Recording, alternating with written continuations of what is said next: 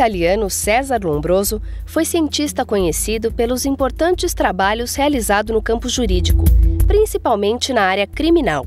Escreveu várias obras, tanto no campo da medicina quanto no da filosofia. Dentre elas, destacam-se a monografia Antropologia Criminal, onde começa a fazer um traçado entre as ciências humanas como possível resposta para a perturbação mental que leva o homem a cometer crimes, além de outras sobre psicologia e psiquiatria. Lombroso converteu-se ao espiritismo depois de haver realizado experiências sobre a mediunidade, onde em uma das sessões assistiu à materialização do espírito de sua própria mãe. Daí por diante, Lombroso não teve dúvidas quanto à sobrevivência e à comunicabilidade dos espíritos. No Congresso Internacional de Antropologia, realizado em Milão em 1860, várias críticas foram levantadas contra a posição de Lombroso, mas foi reconhecido o seu pioneirismo na terapia com os doentes mentais, abrandamento racional do tratamento, até então intolerante, introdução de trabalho manual, diversões coletivas, diários escritos e impressos pelos próprios pacientes. Legisladores de muitos países, inspirados em suas obras, propõem reformas das leis penais. Lombroso, sempre fiel ao método experimental, legou aos espíritas um acervo de esclarecimentos sobre a mediunidade e o campo fenomenológico. Defendeu a veracidade do espiritismo até sua morte em outubro de 1909.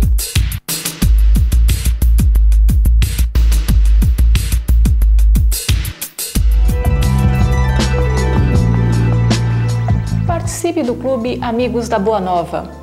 Para ter mais informações, basta ligar ao telefone 0800 12 18 38. No programa de hoje estamos abordando criminologia e genética espiritual e para isso trouxemos o Dr. João Demétrio Loríquio, autor do livro do mesmo nome. Bom, Dr. João Demétrio, no bloco anterior nós falamos sobre duas ciências humanas relacionadas à criminologia, né, que foi a sociologia e a psicologia, mas também tem um estudo da antropologia, certo? O que o estudo antropológico mostra sobre o criminoso?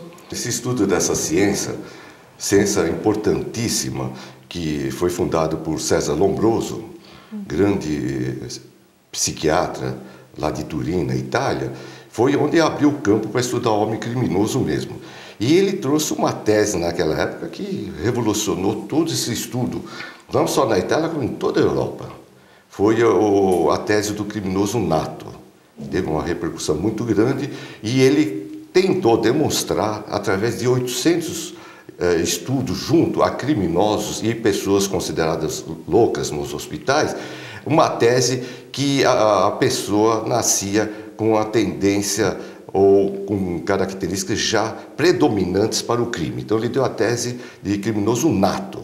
Ele não usou essa expressão tendência e predominância que nós usamos mais hoje, mas ele usou outra, que os criminosos verdadeiros nasciam já criminosos.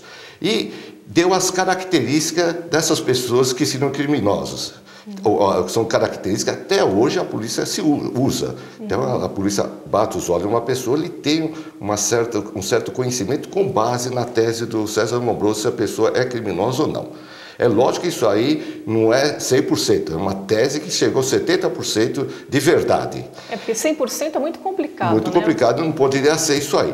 Porque a gente, dentro da polícia, sabe que nós temos pessoas galantes, bons faladores, e são os maiores golpistas que tem, são os estelionatários. E ele não dá nada na fisionomia de ser um criminoso, então ele é uma exceção. E muitos perguntam, mas por que então tem essa...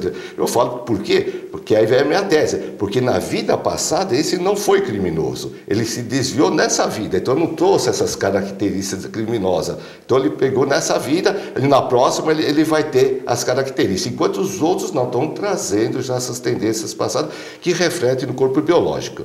Então ele trouxe isso, mas chegou num ponto que começaram a apresentar para ele pessoas que tinham características de criminosos, a relação que ele dava, e não eram. Era um bom pai de família, trabalhadores, nunca descumpriram nada fora da lei, e ele não soube explicar. É mais uma prova, né, que lidando com o ser humano não tem nada 100% definido, né? Não tem, exatamente, e ele não tinha esse conhecimento naquela época, tem que se considerar. Então ele caiu num certo tipo de depressão, não era a expressão que se usava naquela época, o que seria hoje. Se fechou de tudo, foi onde, a muito custo, outros cientistas, que nem Bosano e outros colegas dele, insistiram para ele conhecer a doutrina espírita. Era cético de tudo, ele não acreditava, né? Então ele vai falar de mesas girantes e essas coisas, não acreditava, até que levaram ele para assistir uma sessão espírita, naquela época, sessão espírita, e onde ele começou a ver a realidade do plano espiritual junto à nossa vivência. E daí a gente pode já começar a falar sobre a genética espiritual. Sim, hoje, atualmente, que é uma ciência nova. Lembrando sempre que a gente não pode falar que filhinho de peixe, peixinho é, né? Não podemos falar isso. Então, hoje, eu levantei nesse meu livro e nessa minha tese a genética espiritual, que ele não pôde explicar naquela época, porque não existia essa ciência. Hoje, a ciência diz que os espíritos reencarnantes, eles trazem em seu espírito toda essa tendência de agressividade e criminosa da vida passada, que vai passar para o corpo biológico, tá certo? Então, a ciência materialista não sabe esse caminho, mas sabe que tem genes que tá com tendência para a pessoa por crime, para agressividade e outras coisas mais, que nós não vamos aprofundar muito, no corpo biológico. Mas eles não sabem explicar como é que esses genes apareceram e estão se desenvolvendo nesse sentido, para a pessoa ter essa tendência para o crime. Isso é comprovado dentro da ciência mesmo, que esses genes têm. Então é aí que nós vamos agora abrir o caminho para o tratamento do criminoso. Certo. Isso, então, a gente pode afirmar, então, né, que o ponto de vista espiritual, decorrente de problemas, desafetos ou de vidas passadas, podem ter uma leve influência na vida atual. Sim. Muitos falam, mas você está falando, nós sabemos da doutrina espírita, que é o espírito que transmite para o corpo biológico as enfermidades, os desequilíbrios, os conflitos. Exatamente. Ele faz desenvolver os genes que a pessoa vai ter tendência para fazer isso. Não é que vai acontecer. Porque se a pessoa tiver uma resistência, já ganha, ele não vai cair. Então a gente pode dizer que muitos têm potência para agressividade, mas não são agressores. Certo. Então, doutor João Demétrio, nós vamos conversar um pouquinho mais sobre a genética espiritual no nosso próximo bloco.